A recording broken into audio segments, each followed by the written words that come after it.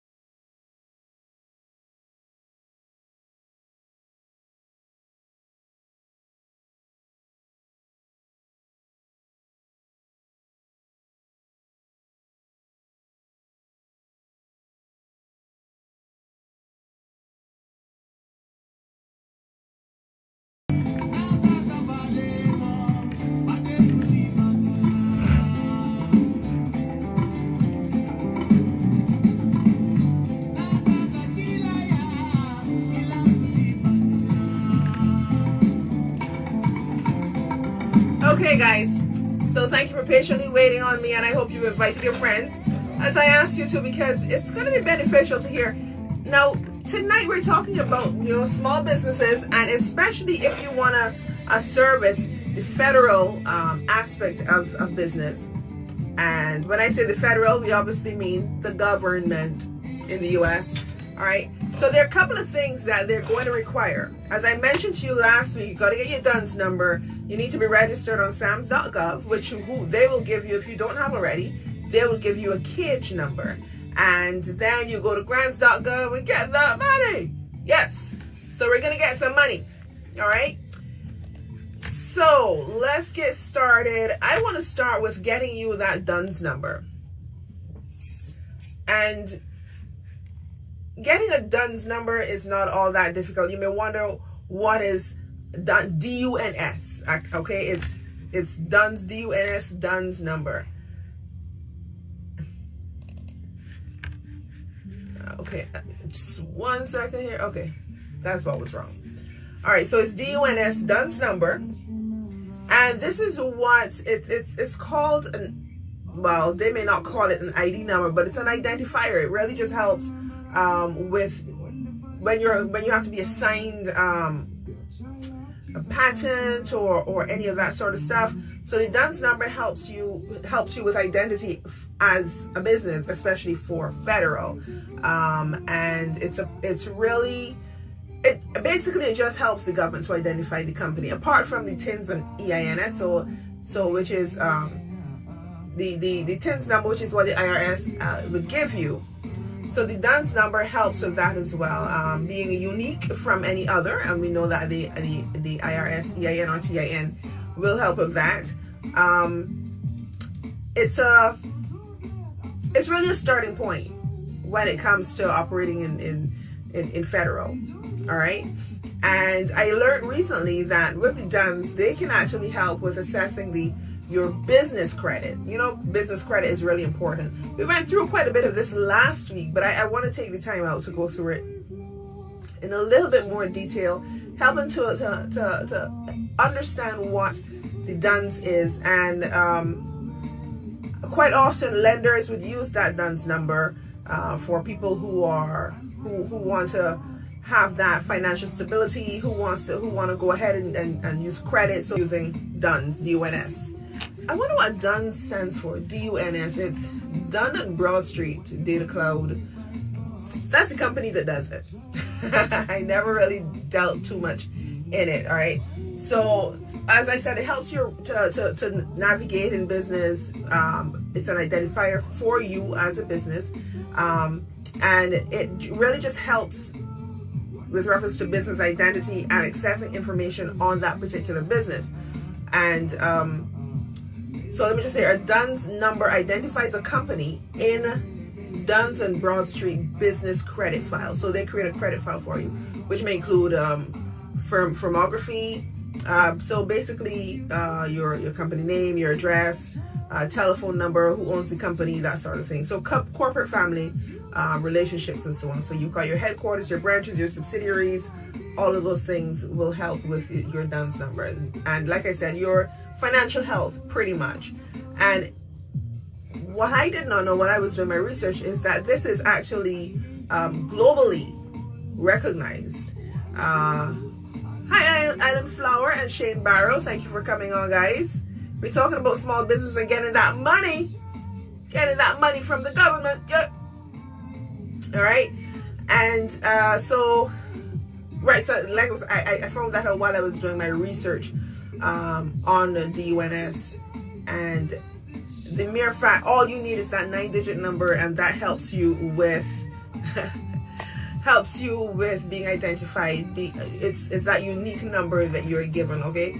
So they say, consider Dun & Bradstreet unique life business identity a dynamic descriptor of nearly every business on earth, enabling reciprocal business relationships. Insight: the information in your Dun & Bradstreet credit report comes from the life business identity of your company.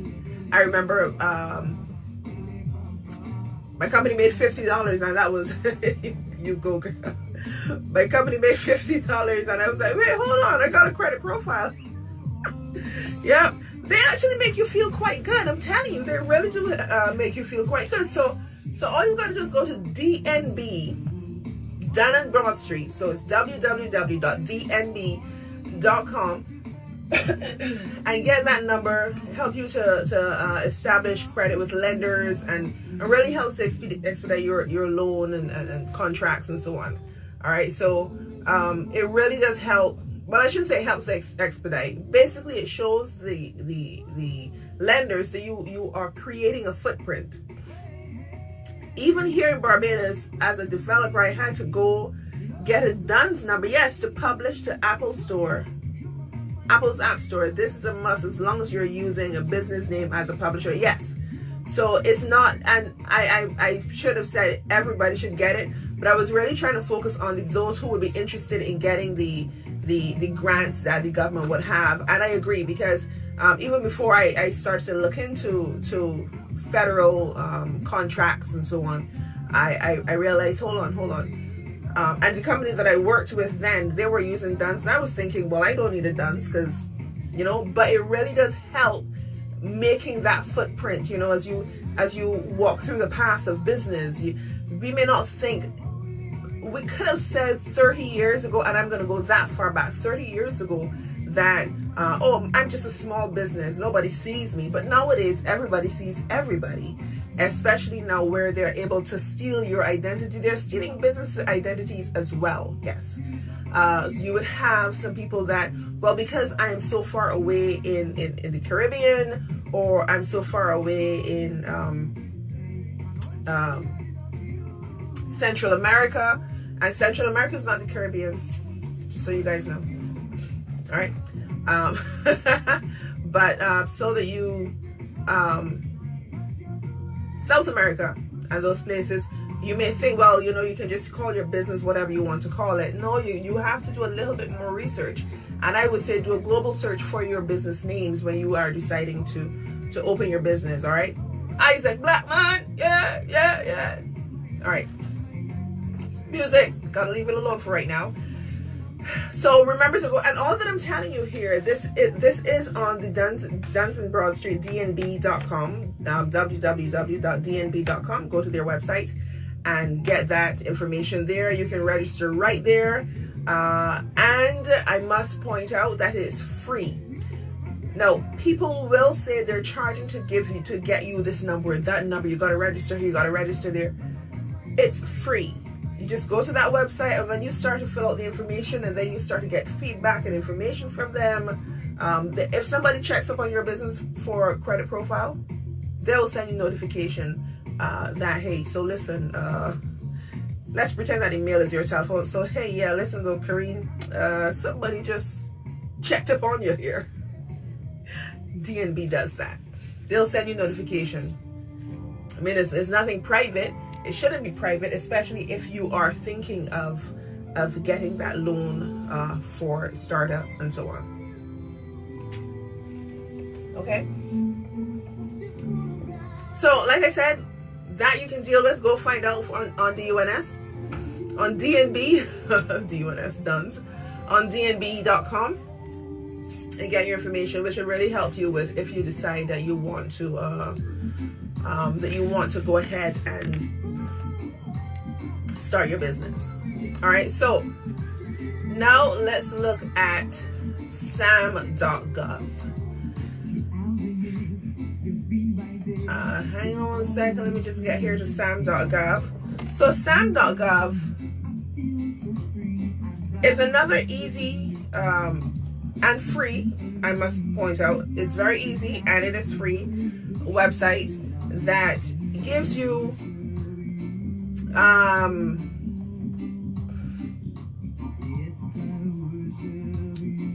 another door with reference to getting into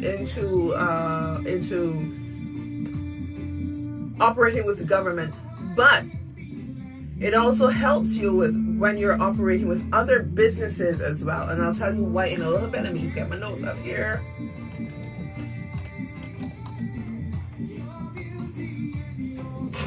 Who are we listening to? Let me see who we're listening to here. Emery Henry out of St. Lucia. Hey. Oh. Okay, so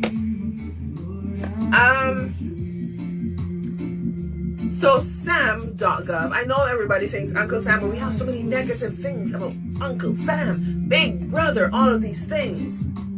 But they're benefits. Alright? Let me turn this back down here in 1 second. Okay. SAM stands for System for Award Management. So when people are bidding, when their contracts for the government, this is still quite loud. Okay, so that's what it stands for. When you're looking to bid for contracts and so on, you know, obviously when the contracts are awarded, it's awarded to usually people who are registered on DUNS and who are registered on SAM. Right? So SAM.gov, and it's SAM, not SAMS.gov. SAM.gov, and you must, it's protected, HTTPS.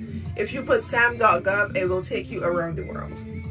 So you need to put in SAM.gov, and make sure you put in the www in front of it, because they are not going to take it.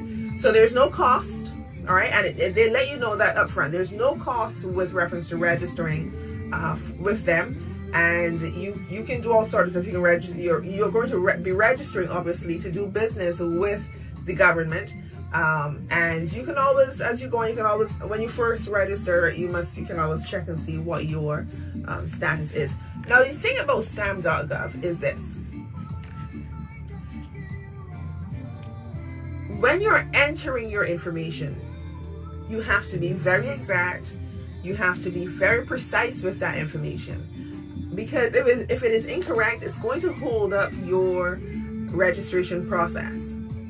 And the help desk with SAM there is a federal help desk.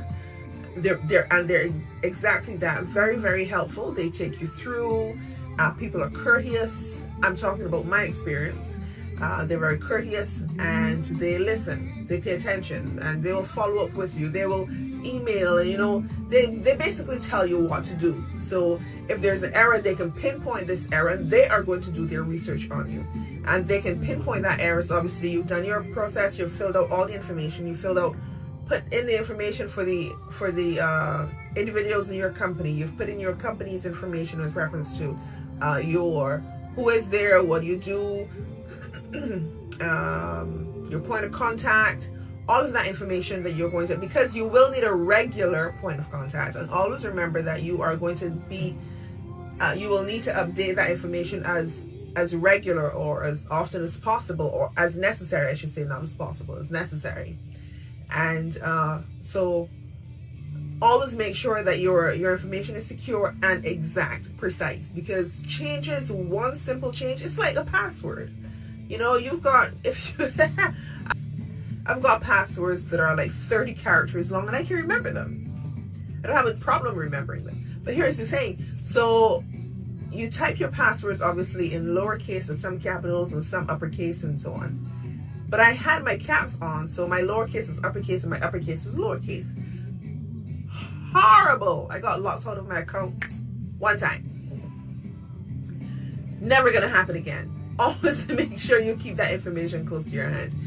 It is so secure that every single time you log into SAM.gov, you are going to have to go through a certain security protocol. They will give you a key, and like for your computer, you've got a key, so they will give you a key that you will be able to access your information and stuff. And basically with SAM.gov, that's it. Once you have registered and you keep your information up to date, it's just a database of people who are able to bid and be awarded contracts with the government. And all that I mentioned, you have to do before you go to apply for on the grants.gov. Now let me just jump back a bit here. On SAM.gov, you are going to need a cage code, but don't worry, they will provide you with that cage code. Now, I must point out that when you are filling out all your information in sam.gov, here's what's going to happen. There are rules and regulations that you will need to follow. When you're following those rules and regulations, am I missing something here? Okay. So when you're following those rules and regulations, you must make sure that your company is in compliance with those rules and regulations. You cannot skip. It's like year long. Seriously. Please read it. When you go to apply, again, sam.gov, www.sam.gov, information through. And you will see that you will either be able to be one of those companies that can bid for the government or not. And it could go anywhere from agriculture to clothing to food to drinks to everything, every single thing, to accounting to real estate. I'm a realtor, yeah. So you got to put everything in there, all right? And they make it really easy for you. But you can find out so many other things about sam.gov. All you got to do is go to their website. And yes, you can register as an international business on sam.gov. So let me make sure I've told you here what you need. You need your DUNS number, your legal business name, your address, your physical address, not a PO box. And everything, by the way, DUNS and SAM must match. So whatever you put it in the sam.gov must correlate with what you put in sam.gov must correlate with what you've put in to, thank you, Cadry246. What you put in sam.gov, you must put in, what you put in DUNS, sorry, must match what you're putting into sam.gov, all right? And if you don't already have any of these things, you just need to get them done and move forward. So you need your TIN, your taxpayer information, your taxpayer identification number. You are going to, if you don't have that, you connect with the IRS and make sure you get it done. And it's going to take, so just to be safe, okay, it's going to take you at least 7 to 10 days for your TIN, I call it TIN, your TIN, to register on anywhere, period. Yes, they will give it to you. You can print it off and everything, but you've got it. Nobody else has. Just take it easy, chill out, wait a second. Hold up. All right. And you will also need to add information in there, like your banking information, your routing number, your checking account, so that you can set up what was the EFT, the electronic funds transfer, when necessary. All right. So to the best part, everybody has been probably wondering, okay, so how we get this money again? Make sure you get all those things lined up. By the way, the government don't really like to do business with people who have never done business before. So if you suppose you're selling milk, they need to know you've been selling milk for a little bit, even if it's 6 months. Start selling milk and then go, okay? All right, so for grants.gov, I didn't make any notes because if you guys are going to be following with me, I want you to be able to, well, I don't know if you'll be able to follow if you're watching here, if you're like me, all this bunch of stuff. But I wanted to take you through each step. All right. So grants.gov, G-R-A-N, just what I said, grants, G-R-A-N-T-S.gov.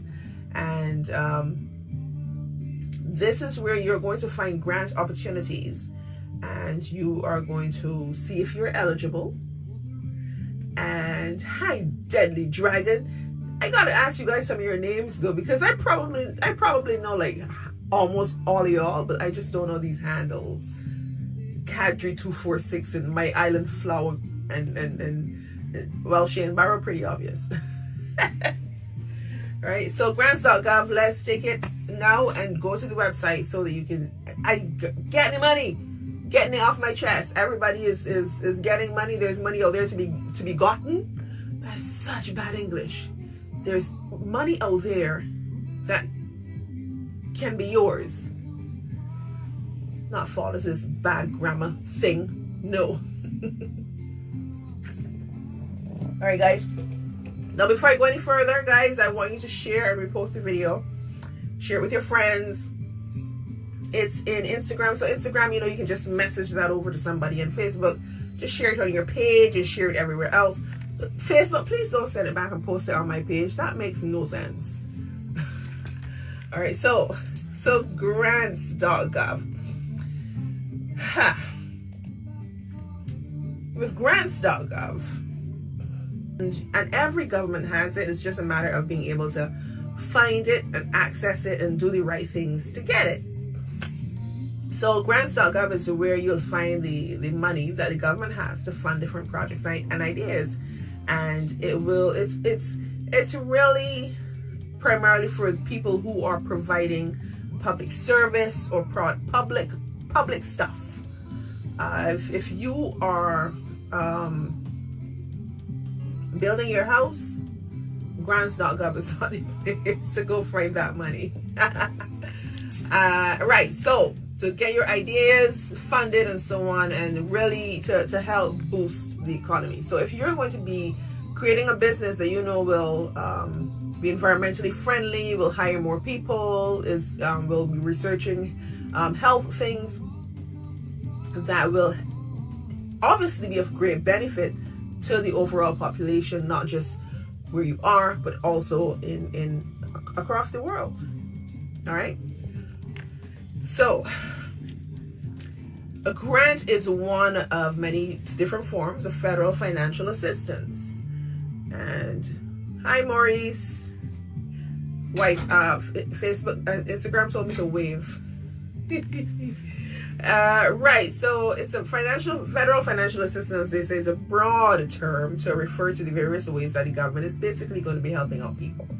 And so the life cycle of a grant, and it gives it to you here. I didn't have to do much research to find this. So the cycle of a grant, obviously you will start with your before you've done your after you've done your application. So you've got the pre-award phase. So you've got the funding opportunities and application review, because you've found it, and this is a cycle of the grant that you've actually applied for. So the cycle of it is this. It's I lost it. We were talking about the funds and the award, and I know it goes through the award phase, and the award phase is, I'm looking for where I was thinking. I don't want to tell you guys wrong. So the award phase is basically when you're going to get that decision and notification, and then your post award. Got it. Okay, so I can stop rambling now. So your pre-award phase is the funding opportunities and application review. So you've already done everything, and you submitted your application for that specific grant. Your award phase is what they call award decisions and notifications. So during that time, you're going to hear if you got it, if you didn't get it, and any other little bits and pieces they want to throw in there. Your post-award is implementation and reporting and closeout. So in essence, you get your money, you're spending it, them done. And that is not that, I should say like that. So that reporting part is quite often when you have grants, it's going to be over a period of time, and suppose you're doing let me see here. Let's look at environmental, and you decide you want to come up with a new type of solar panel that is made out of recycled material and can be snapped together, as opposed to having to do all those screws. Because instead of all those screws, being able to just snap it together, like almost like Legos, or Legos, depending on your accent. Suppose you want to do that, and obviously you'll be looking at people who single, live alone, and still trying to save on energy, save on electricity and water and so on and whatever. They, looking, I'm just thinking out loud. 1, 2, talk it out. 1, 2, talk it out. Hey, 1, 2, talk it out. Hey, 1, 2. Right. So you'll have that reporting phase. So you've gotten your money and everything, and they're going to pretty much almost like a drawdown. As things happen, you're going to be getting that money, and you'll be reporting to them So this is what is happening. Phase 1 is complete. Phase 2, we're doing this. Phase 3, blah, blah, blah. Everything is done. Money done too. Close out. Is it profitable or not? Money spent. And so that is the life cycle. So let's look a little bit detail into the pre-award phase. So both the grant making agencies and prospective applicants, they have their planning process. The award agencies and so on, they prepare and publish the opportunities that they are going to be offering. And obviously the applicants will be submitting their information. All right. And you need to register, by the way, oops, drop it back. You need to register. No, that's a phone call. I just rewinded. So you need to apply on grants.gov to register on grants.gov. All right. And like I said, all this information is here already for you. So once you've registered and applied, you can go on there and read that information, because you need to really understand the grant process. I'm going to tell you this. On grants.gov, depending on what you, and I'll go through some of the opportunities that are there. On grants.gov, once you identify the grant that you can apply for, you will need a team of people. So again, let's look at energy efficiency, an environmental thing where they're focusing on being energy efficient, environmentally friendly, and so on. You are going to need a team. So grants are not like low balls or anything. The grants are in the hundreds of thousands and millions of dollars, and I haven't had the necessary, it's never been necessary for me to look for grants that are 50 and 60,000. I've never seen them anyhow. But you are going to need that team of people. So, and hey, you can even decide, listen, I just want to try my hand at this. Go download one of the packets. Packet meaning they're going to give you, they're going to send you, once you applied, once you decide that you need to apply for a grant, you will receive a packet. It's usually a PDF. It needs to be Adobe Reader, and you download that packet, and this is what you fill in. So you gather all of your information, and you fill all of the information into this packet.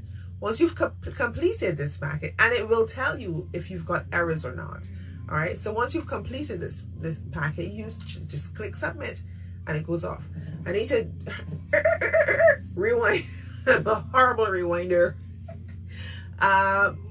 Depending on the grant, you might need to apply. Might need to register on ERA. Did I get it right? Hang on, ERA.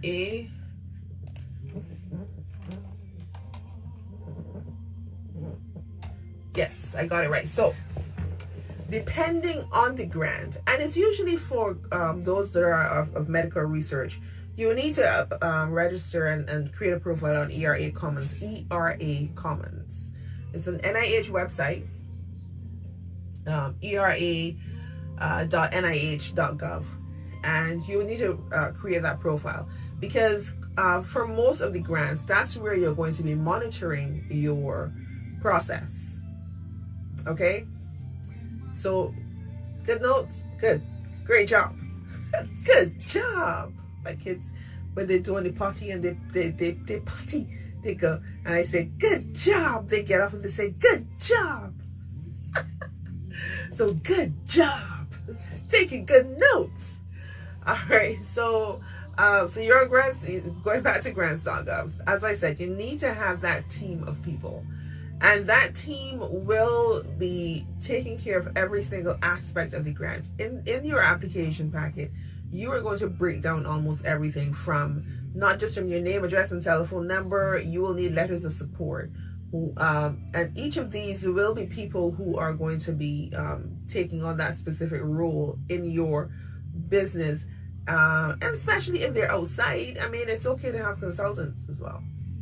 And I would say, if you tell the grant people you using these people, use these people. Don't play the fool. Okay. So you will need to go through that with a fine-tooth comb, and there are a lot of registrations that you will need to do. So registering with the SBIR, and it's usually for biotech, but they also have benefits for non-biotech. So SBIR as well as SBA is a good move. You should also be registered with SBA for SAM.gov. It's beneficial. And they're going to prompt you anyhow, just in case you didn't. They will prompt you in one of their forms in SAM.gov to go register on SBA. And they actually do it included in SAM.gov so that you don't have to go out and then try to figure out how to get back in. So you fill it out in there, you click it, and it stays in there, and it brings you right back to SAM. So going back to grants.gov, so you need all those registrations, all right? And again, they will tell you where you need to register, the different things you will need, and how. Most of them will tell you how. So this is just a shortcut here, just a little cheat sheet kind of thing, all right? So with, again, going back to grants.gov, so you on there, you've found an opportunity that you want. You need to organize your people. It's almost like a business plan, but a little bit more extensive, because in your business plan, you're just going to be saying what your business is going to be doing, not what each person in your business is going to be doing. Well, it depends on the business. So, but in SAM, in grants.gov, you are going to be, you will have to say what the higher uppers of your organization will be doing. And the higher uppers can't just be people who have been doing something for a while. Grants.gov actually prefers to have people with higher level qualifications. It may not be that way for every single company, because I don't have a doctorate. But I can apply. I can probably use somebody who has a doctorate. Yes?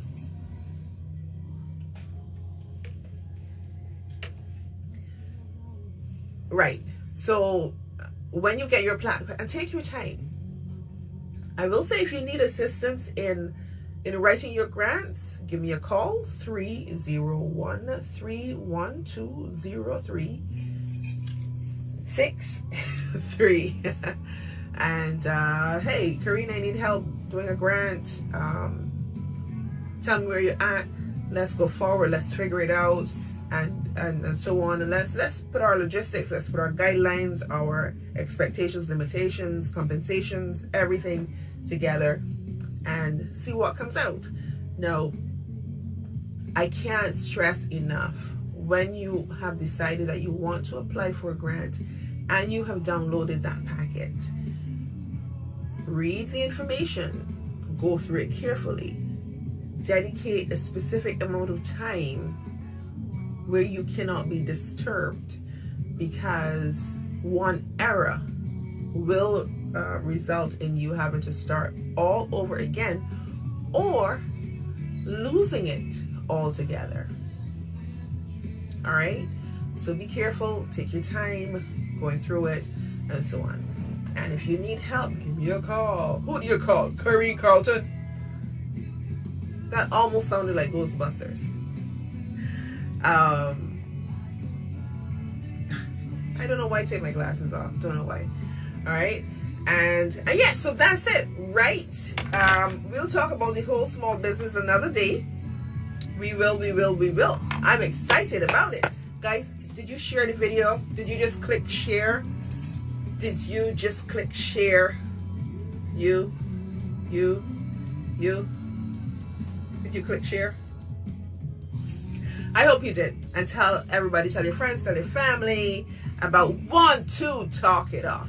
So I got to share some information with you. I am so excited about this. And